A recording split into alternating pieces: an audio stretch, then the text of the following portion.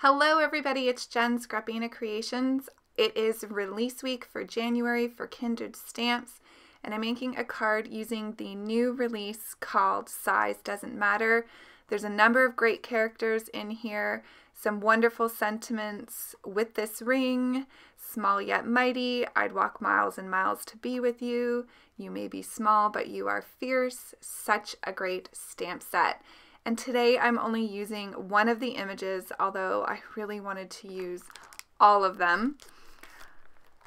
But I'm using this little creature here, and I'm stamping him out on some Canson XL watercolor paper. I'm using my Versafine black Onyx. I am going to heat emboss this using some clear embossing powder. I'm going to be coloring today using my Distress Oxides. So once I get him stamped out, I am going to mask off this moon. So I just punch this out with a circle punch and then cut off the one side, and then I'm going to mask up our little creature here, and I'm going to start off by doing some shading with some Distress Oxides. So the first color that I'm using is the Stormy Sky. I'm going for a really spooky, dark kind of night scene here, and so I'm just laying the Stormy Sky down as a little bit of a undercoat, and then I'm going to come in with the chipped sapphire, which is a beautiful almost navy type blue color. So I want to have there being darker shades to the top and the right hand side as well as the left side, and then I'm also making a little stone ledge here for our critter to sit on. I brought in some black soot to darken that even more, and now I'm going back through with the chipped sapphire and then the Stormy Sky. So I'm going for obviously a blue with a black background here. So once I get that complete to how I want it, I'm going to remove my masks, and these are just full adhesive sheet Post-its. I'm going to do the moon now, and I thought I would do the masking with the negative part of where I cut out the circle, but there's not quite enough sticky left on it, so I end up moving that and taking it away because it moves a bit too much. So I'm using mustard seed and fossilized amber for the moon. You can see here, I should have taped it down, but I was being a bit lazy, and it was fine. I was able to get the color how I wanted it without the mask. Plus I wanted a bit of that yellow to seep out past the moon so that it looked like it was creating almost like a shine beyond the moon. So here's where I'm going to be coloring using the Distress Oxides. Now the sheet behind my panel is just a laminated piece of 110-pound cardstock. I find this really handy to have to blend on, but you can also use it as a palette. So I'm using lots of water here to create this scene, and I want a rock wall to the right side of the entire panel here.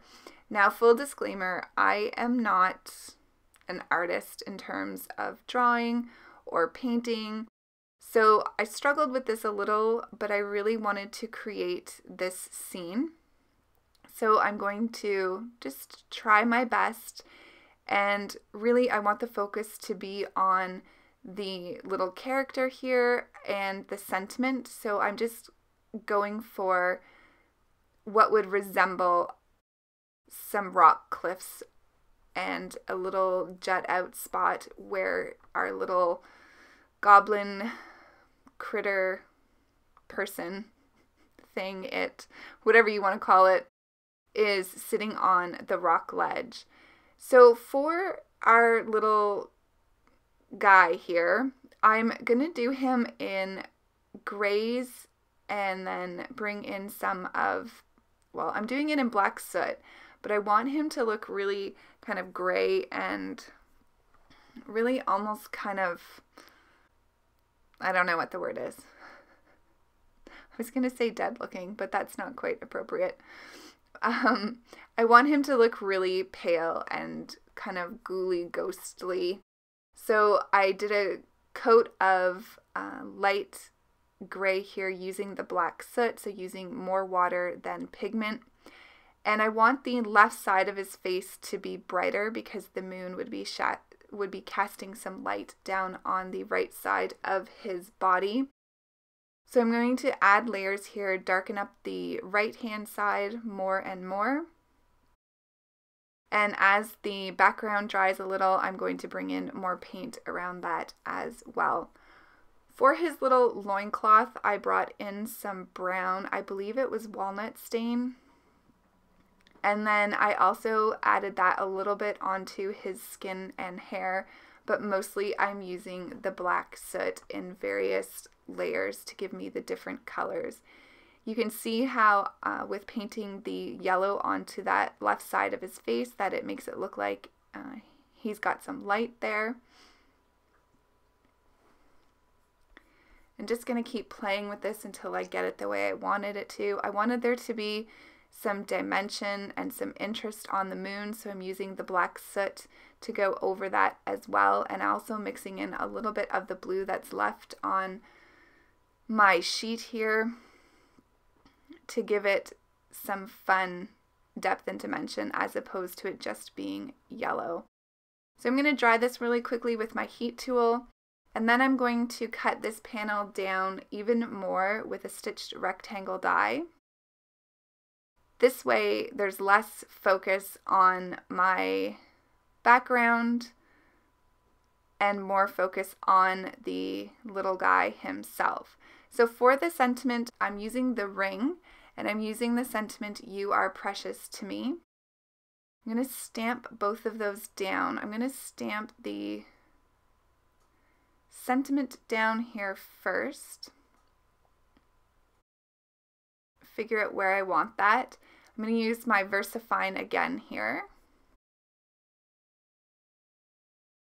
And then clean that off with my stamp Shammy, and I'm going to stamp the ring right over top of this. Just trying to figure out the best position so you can still read the word.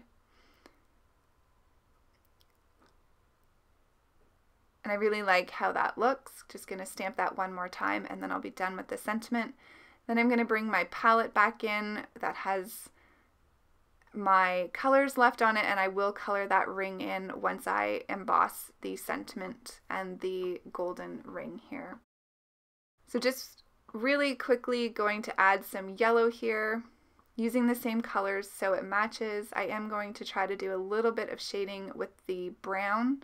You can't see the brown, it's off the screen there. But I'm just adding some shading where that ring bends over itself, so to speak. So to adhere my panel, I'm using some double-sided adhesive. Lots of white space on this card, but really fun. And there's the finished product. So I hope you've enjoyed. Happy release week, and I'll see you soon. Take care, everybody. Bye.